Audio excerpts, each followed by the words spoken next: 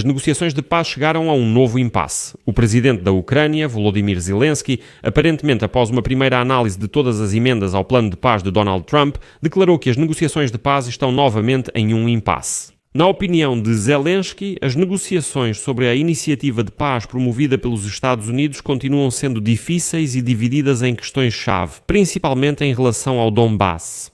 Zelensky afirmou que a Ucrânia inicia nova fase nas negociações. Hoje, o presidente da Ucrânia chegou a Londres para se reunir com Macron, Merz e Starmer. Depois, ele foi a Bruxelas para uma reunião privada com o secretário-geral da OTAN, Mark Rutte.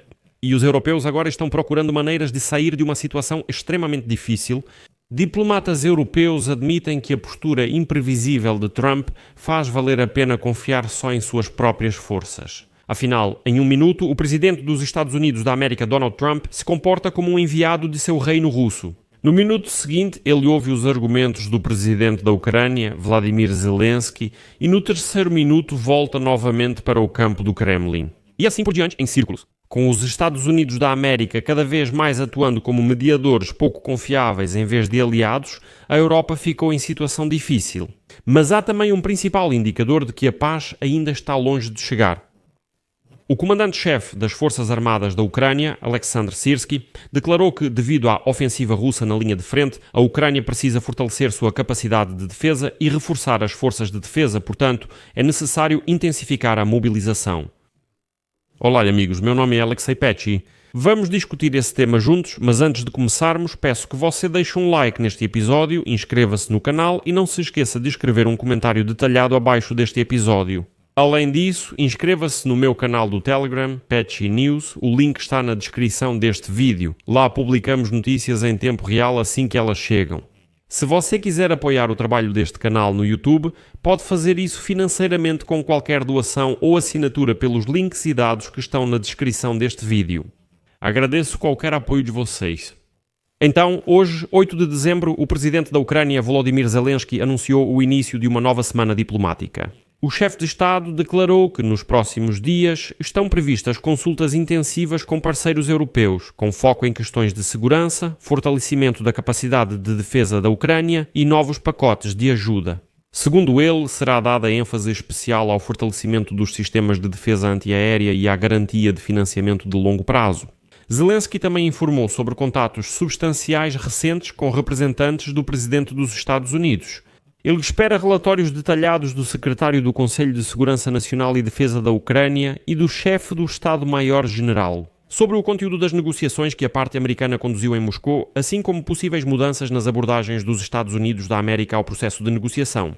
Zelensky acrescentou que algumas questões serão discutidas apenas pessoalmente, como o plano de paz de Trump ou negociações com Rutte em Bruxelas. Isso será em formato fechado. Rustem Umerov e Sergei Ignatov devem apresentar relatórios a ele e também estão previstas reuniões dele com líderes europeus em Londres e Bruxelas.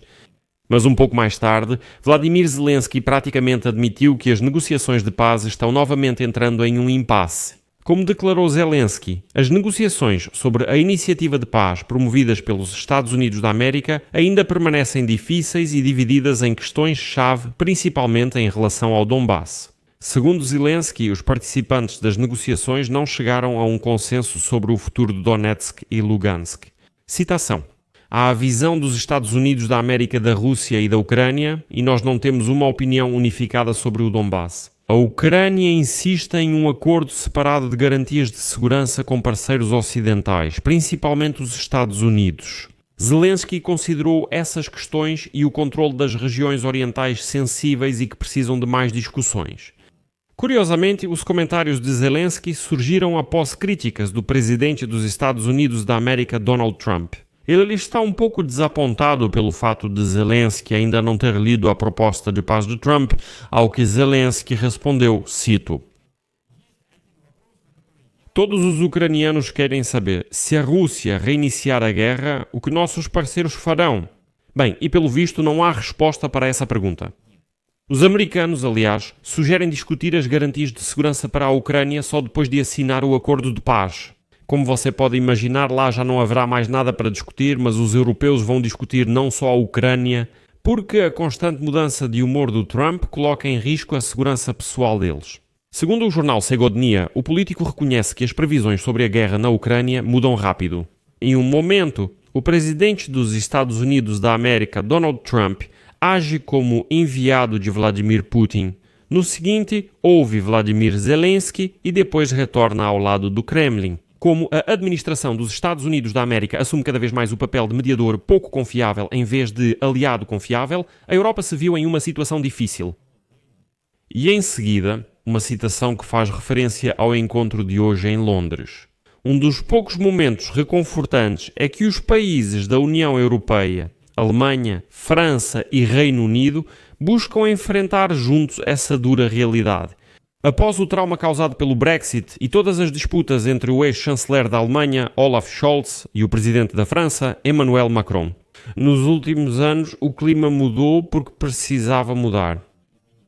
Se a Europa quiser sobreviver a um futuro ataque da Rússia, seus principais atores devem agir de uma forma que nunca agiram antes. Eles precisam ser inseparáveis. Na Europa, perceberam que a inação custaria muito mais caro do que o apoio que a Europa vinha dando à Ucrânia até agora. Se nada for feito, Putin se tornará mais ousado e a Europa enfrentará uma onda ainda maior de refugiados ucranianos.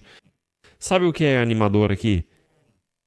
Bem, por exemplo, lá, o primeiro-ministro britânico Keir Starmer, o chanceler alemão Friedrich Merz e o presidente francês Emmanuel Macron encontraram uma linguagem comum que surge de uma visão compartilhada das ameaças modernas na política externa e dos problemas na política interna.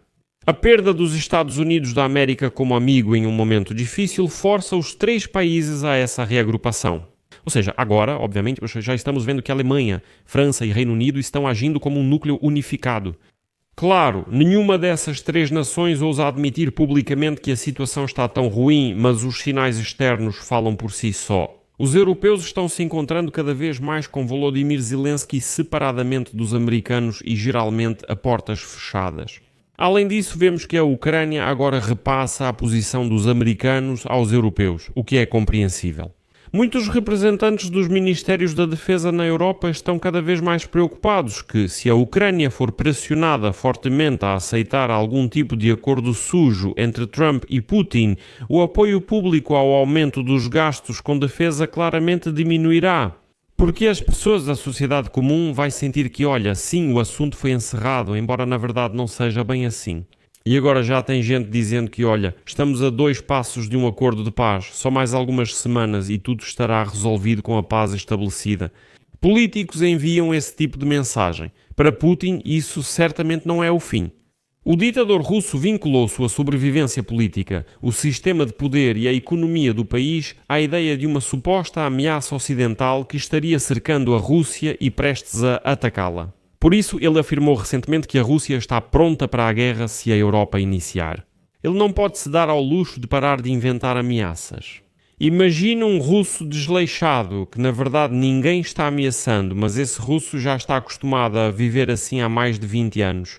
Nessas condições, com o governo afirmando que todo o Ocidente quer nos atacar e sufocar, e assim por diante. Isso provoca a consolidação da sociedade, no mínimo.